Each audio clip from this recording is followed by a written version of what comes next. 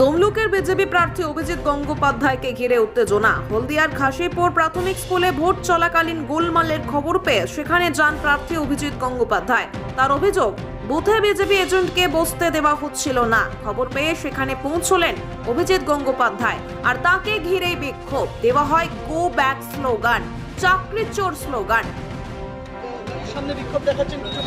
আপনার নামে স্লোগানিং দেওয়া হচ্ছে, তবে কি করবো? দিচ্ছে দিক কি কি করবো? পরিস্থিতি এখানের বুথের কি পরিস্থিতি? বুথে তো কোনো অশান্তি এখনো পর্যন্ত নেই। বুথে তো মানুষ ভোট দিচ্ছে। আমি তো আপনি দাঁড়িয়ে কি দাঁড়িয়ে অভিযোগ পেয়ে এখানে এসেছেন? আমি অভিযোগ পেয়ে এসেছিলাম যে এখানে বুথ দখল করে ছাপ্পা দেওয়া হচ্ছে। স্থানীয় বিধায়ক তাই বলছেন, ছাপা দেওয়া হচ্ছে বহিরাগত। স্থানীয় বিধায়ক বলেনি, অন্য একজন বলেছিল।